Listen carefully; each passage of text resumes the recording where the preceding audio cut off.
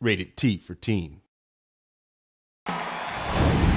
What's up, guys? Nevin Dravinsky, producer on UFC Undisputed 2010, coming to you again from the famed Black House Gym in Los Angeles, California, joined by one of the premier MMA coaches in the world, Mr. Mark Lehman. Thank you very much for being here again. Thanks for having me. My pleasure. So we're going to talk about a couple of the new improvements that went into the fighting techniques in UFC Undisputed 2010.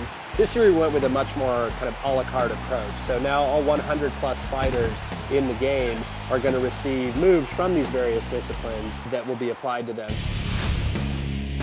We bring back the 6 techniques: boxing, kickboxing, Muay Thai for striking, judo, Brazilian jiu-jitsu, and freestyle wrestling. And we've added to the mix sambo, karate, and Greco-Roman wrestling. You being a ground guy, I mean, what's the difference really in Greco-Roman versus freestyle wrestling? In those two disciplines, freestyle wrestling is about attacking the whole body. You can attack the legs and trying to pin your opponent to the mat. Greco-Roman is you can only attack the upper body. And again, you're still looking for pins. A lot of it's in the clinch, so if you get good at that clinch work, a lot of times guys start winging punches and they end up clinching up. It definitely has its time and place. For those people that don't know, like the term sambo, what is actually sambo? Sambo is kind of like judo with throws, but they also do a lot of leg locks and heel hooks and knee bars. To me, from the visual perspective, the most devastating of the striking is Muay Thai. You've seen guys like Shogun who use it to effectiveness against Lyoto. Lyoto comes from a karate background and Shogun came from a Muay Thai background. You can kind of see the clash of styles.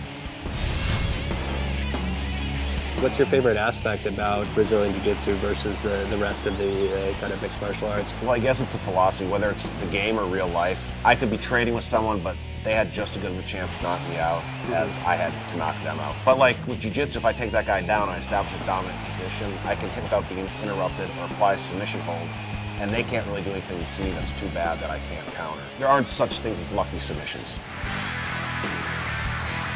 Now you can combo anything together. You can chain any attack to another attack, and it's really up to you as the player to kind of see which attacks take less time to execute, and then you can see, depending on which position, which angle you're in, how you want to chain attacks together. Well, guys, you got a brief taste of some of the fighting technique features in UFC Undisputed 2010. For the full interview, go to community.ufcundisputed.com.